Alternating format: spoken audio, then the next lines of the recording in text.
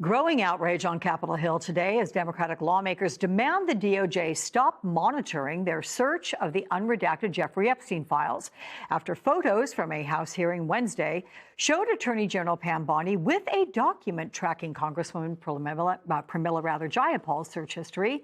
Lawmakers wrote a terse letter to Bondi. Here's Jayapal last night. I, along with Jamie Raskin, Robert Garcia, sent a letter to Pam Bondi with our demand that she establish a new process and that she give us answers to exactly what she surveilled. How many members? Why did she do that? Why did she bring that information into the hearing room? Because it is absolutely unacceptable and against the separation of powers. Joining me now, Ankush Khardori, former federal prosecutor and senior writer for Politico magazine, and Haley Fuchs, congressional reporter for Politico. Welcome to you both. Ankush, is there any precedent of the DOJ monitoring lawmakers this way? You know, there have been like some very remote precedents, I would say, nothing quite like this and nothing as like demonstrably improper as this. In such a high-profile setting. I mean, occasionally there are questions from Congress about whether, you know, their oversight is being somewhat monitored. I think some of this happened during the torture inquiries during the Obama years, if I recall, sort of vaguely. But I've never seen anything like this. I mean, this was a really remarkable thing. It served no purpose except to arm Bondi, it seems, with talking points to throw at Democratic lawmakers. I mean, look, we've all seen by now plenty of clips from that hearing. This was one highly improper thing that she did, but the whole thing was a debacle. I mean, the whole thing was just an unprofessional disgrace. So, you know, I think Congresswoman Jayapal, you know, had by far has the better side of this argument. So here's Congresswoman Balint, who's describing what it was like to review those files. Here it is. We had minders in the room. And they kept changing the rules. Like, you can't, you know, they told us we couldn't bring in any printed materials from the files to compare to the files on the screen. Then they told me I couldn't take notes on my printed material. Then they told me I couldn't bring in sticky notes. It just kept changing. And then you got minders in the room making sure you're not using phones, but they had already confiscated our phones. So there was no way we were going to be using phones. And it just goes right to the heart of what we've been saying about this administration all year. They are acting as an authoritarian regime. And then you have Republican Congresswoman Mace, who's demanding Bondi testify before the House Oversight Committee about what she's thinking is spying. Haley, do lawmakers believe they can put an end to this practice?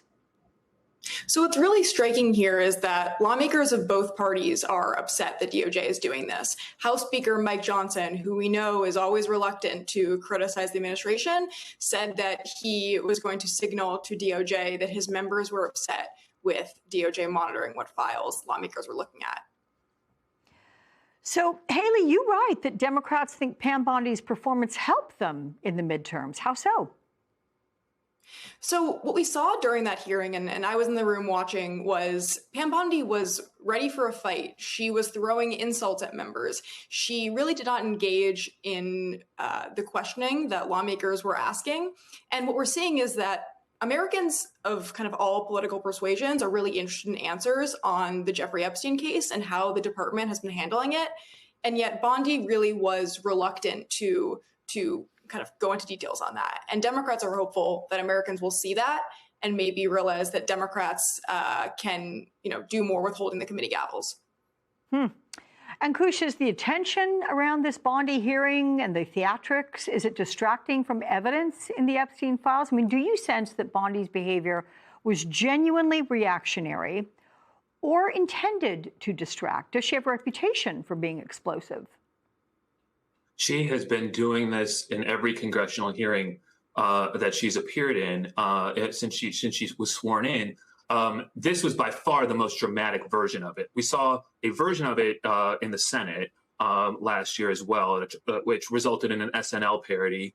And I think if SNL were on today, I don't think they're on tonight. I would expect we'd have seen another parody with Amy Poehler playing Bondi. So this is kind of a piece. I don't, you know, to be honest, I don't know that she went in with a strategy beyond the audience of one. Let me look combative, insult Democrats, not give an inch for Trump.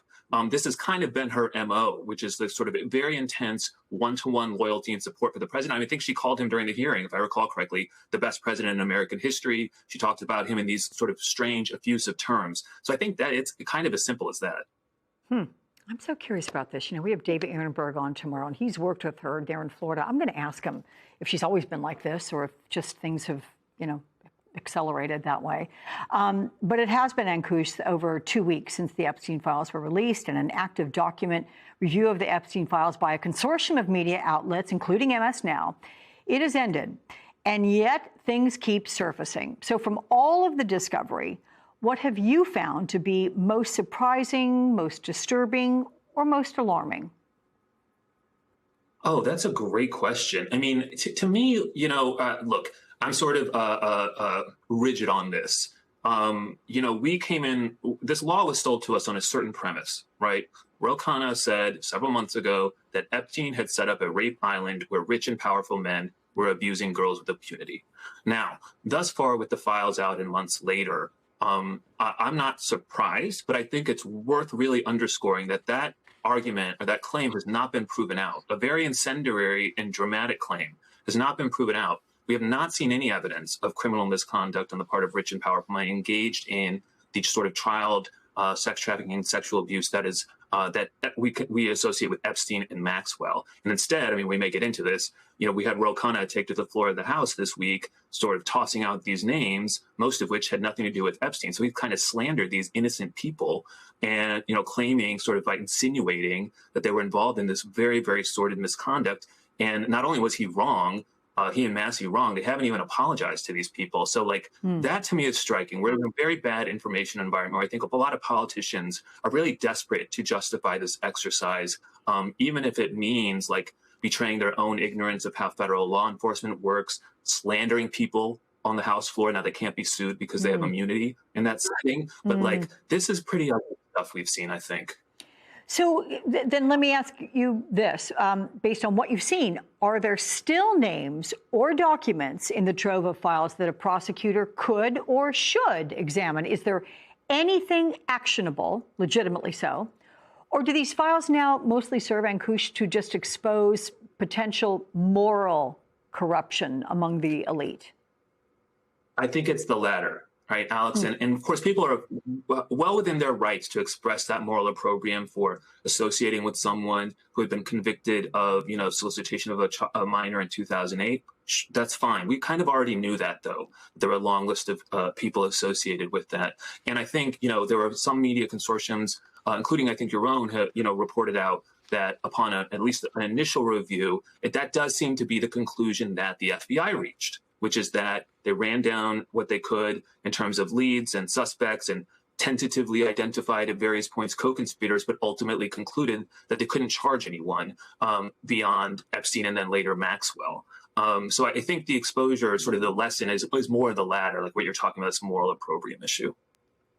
Okay, but Haley, when Bondi was asked by Republican Chip Roy if people would be indicted for ties to Epstein's crimes, she said, "We have pending investigations in our office." Do we know what she was referring to? So it's not clear what she was referring to. What we do know is that Trump has publicly called on Bondi to investigate Democrats with ties to Epstein, as Trump himself has come under fire for his relationship with Epstein many years ago. And it's unclear if Bondi was referring to those potential cases or potential investigations involving Democrats. It's also unclear where those stand, and Bondi really didn't give any details. But the department has over the years had a practice where they didn't comment on ongoing cases, although this department has been kind of breaking with that precedent. Yeah, more to come, certainly. Ankush, Haley, good to see you both. Thank you so much.